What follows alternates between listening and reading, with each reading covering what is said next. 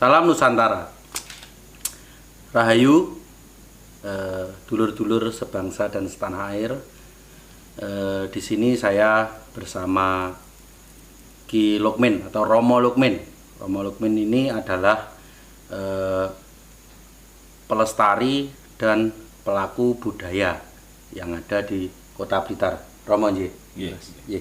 Jadi di sini kita akan mengupas tuntas atau membahas tentang prosesi upacara adat yang bernama Tedak Siten. Agar lebih jelasnya mungkin bisa Romo jelaskan tentang apa itu yang dimaksud dengan upacara adat Tedak Siten dan itu untuk apa acara adat Tedak Siten itu, dan kapan waktunya serta prosesinya nanti kita akan perbincangkan lebih jauh, Romo. Ya.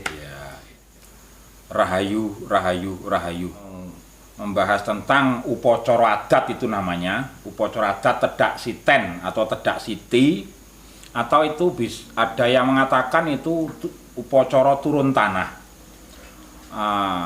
Upacara turun tanah Tedak Siti atau Tedak Siten itu seorang keluarga yang memelihara atau ngopeni anak atau cucu.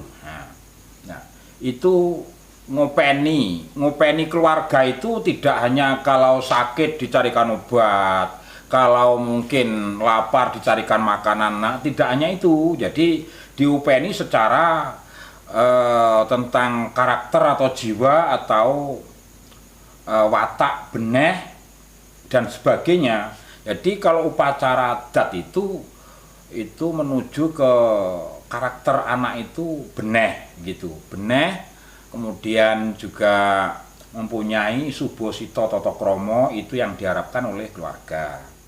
Di Tedak Siten atau turun tanah itu ngopeni keluarga sang bayi umur 7 hari kelahiran atau 7 neton, Mas Nanda, gitu. Oh iya. Jadi 7 neton atau 7 hari kelahiran. Jadi di situ umpama kelahirannya itu akad kliwon. Jadi dari lahirnya akad kliwon sampai akad kliwon yang ke-7 itu baru waktu yang tepat untuk mengadakan upacara Tedak Siten atau Tedak Siti atau turun tanah. Itu juga orang desa atau orang Jawa mengatakan pitonan. Nah, pitonan itu dari kata pitu atau 7 itu.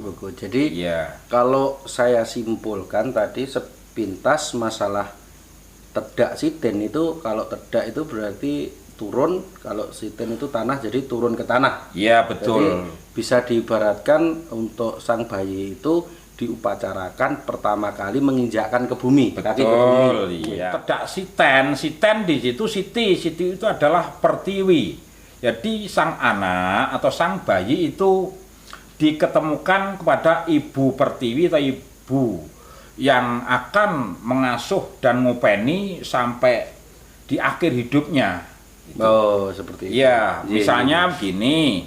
Kalau setelah Tedak Siti itu sang bayi mulai makan sari-sarinya bumi. Jadi kalau sebelum itu kan hanya susu tetek sang ibu, atau mungkin sang ibu itu tidak ada susu teteknya, kadang dibelikan susu kan gitu.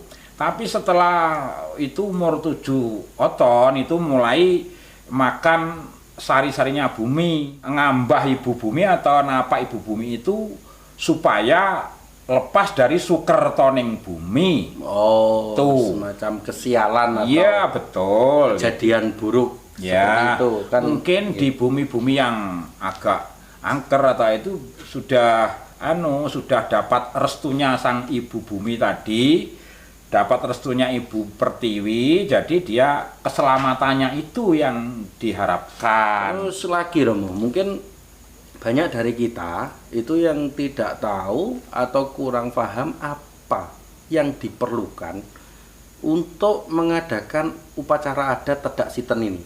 Ya, sebelum menginjak ke itu, ini sedikit yang perlu kami sampaikan. Ya.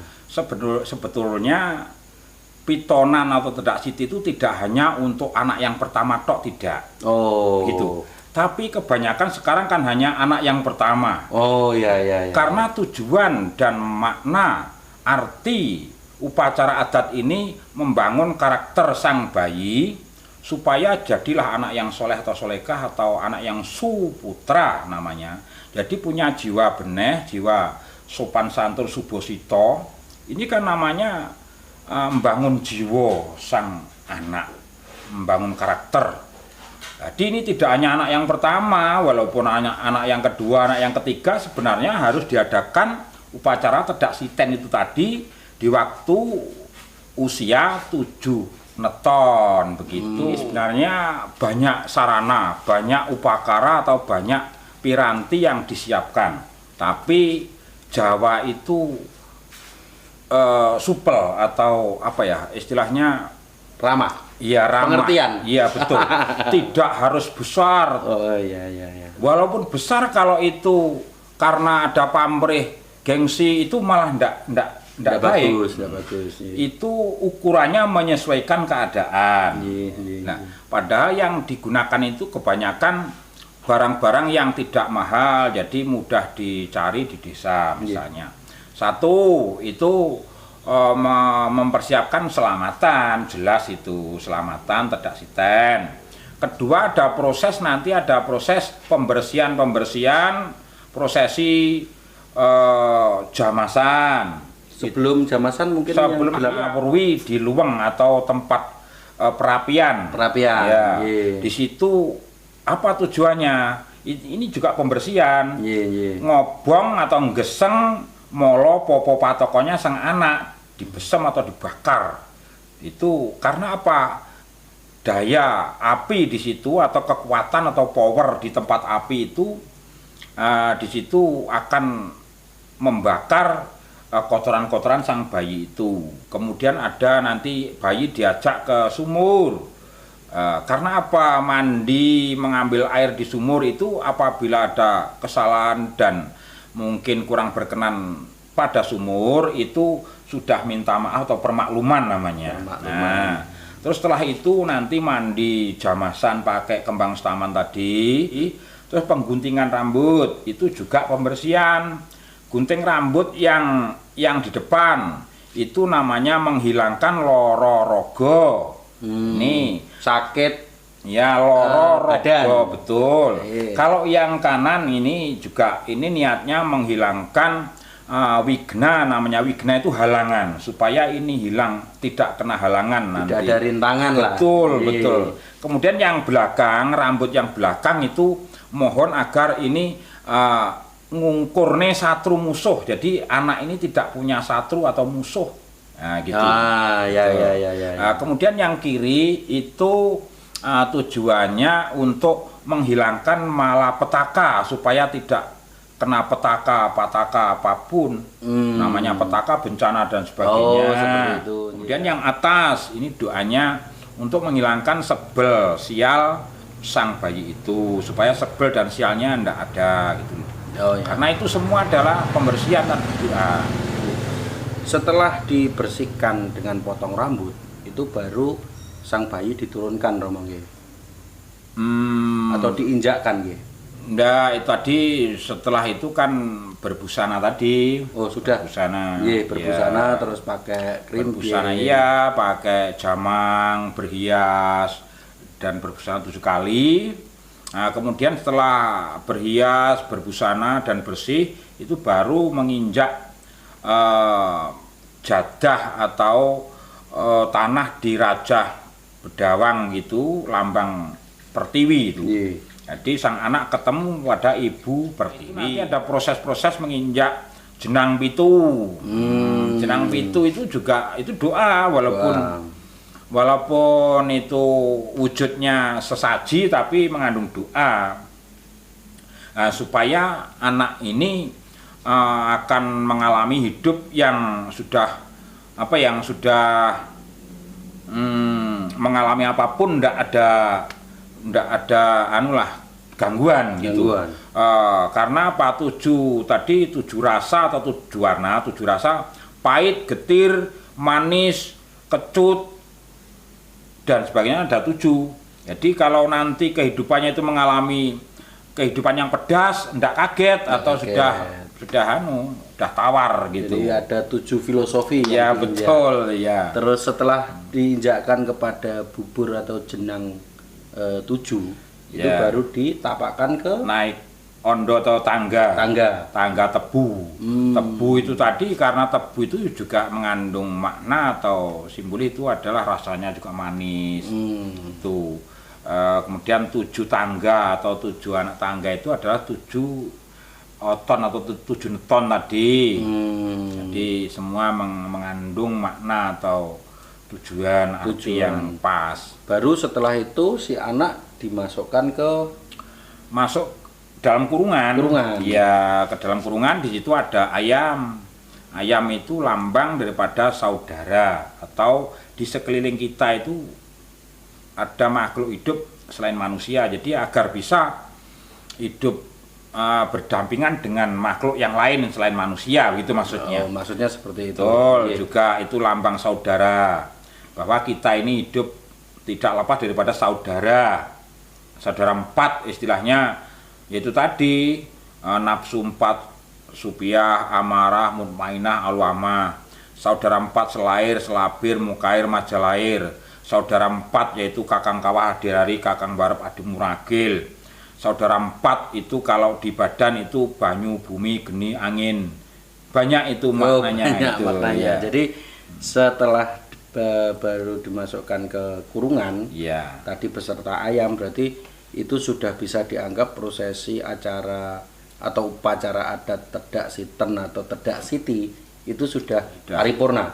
Betul, sudah berakhir. Jadi sudah lepas dalam kehidupan nanti, yaitu tadi hidup bersama lingkungan. Jadi kalau sekarang ya manusia dan lingkungan harmonis itu tadi loh.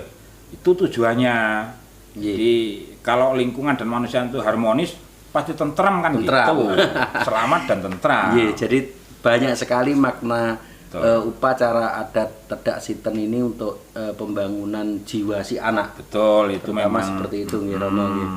Jadi lewat adat, lewat permohonan dari tuntunan leluhur memang begitu. Jadi untuk teman-teman Nusantara, jika referensi kita atau perbincangan kita teman-teman dirasa sefaham atau teman-teman dirasa perlu mengadakan acara Tedak Siti ini, teman-teman bisa melaksanakan juga sesuai dengan apa yang saya bincangkan dengan Romo Lukmin ini. Jadi mungkin Romo Lukmin ini juga sebagai pelaku dan pelestari budaya juga tentunya banyak referensi ya Romo ya yang kita sampaikan atau yang kita bincangkan tadi bisa jadi acuan sebagai teman-teman atau sedulur-sedulur Nusantara ini untuk melakukan acara Tedak Siti atau Tedak Siten. Untuk teman-teman yang masih belum jelas, nanti teman-teman bisa komen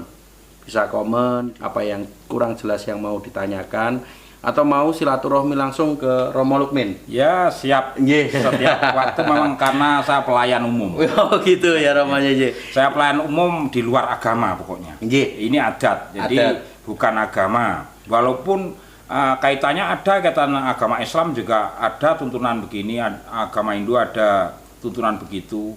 Tapi ini yang kita bahas tadi kan adat Jawa. Dilihat dari adat lah. Untuk masyarakat Jawa dan sekitarnya, mungkin seperti itu. Jadi bisa langsung datang ke dalam Romo Lukmin yang ada di Desa Pasir Harjo, Kecamatan Talun, Kabupaten Blitar. Mungkin sekedar berbincang-bincang atau mencari referensi tentang upacara adat Tedak Siti atau Tedak Siten atau upacara adat yang lainnya. Bahkan mungkin sepintas ada gong ini juga wayang Romo nggih. Ya memang ya kebetulan saya seorang dalang juga. Oh, seperti itu. Nggih. Tapi dalang yang sering atau khususnya dalang ruat. Oh, dalang ruat. Jadi bisa langsung ke pakarnya ruat yang ada di Blitar. Ya mungkin Romo seperti itu Ya. nggih.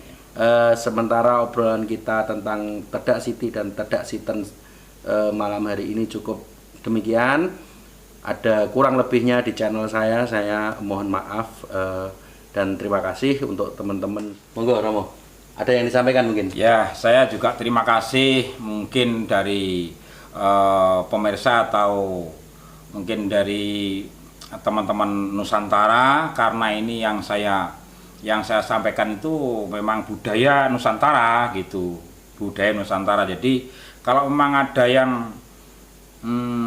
kurang berkenan, saya mohon maaf. Jadi karena saya juga manusia biasa, pasti ada kekurangan dan mungkin kurang sempurnanya. Seperti itu Romo. Ya, tapi mungkin ada yang berkenan mau silaturahmi ke rumah atau ketemu saya selalu siap, karena jiwa saya itu saya bisa berguna bagi orang banyak gitu loh maksudnya. Gitu. Ya, mungkin itu aja pemirsa. Bisa jangan lupa like, komen atau subscribe atau share tentang perbincangan kita di malam hari ini. Semoga menambah wawasan atau menambah referensi teman-teman untuk mengenal budaya, karena budaya kita atau budaya Indonesia atau khususnya budaya Jawa itu sangat luas dan mengandung banyak filosofi sekali. Jadi mungkin itu dari saya. Romo sudah, monggo kita pamit. Salam Rahayu. Salam Rahayu.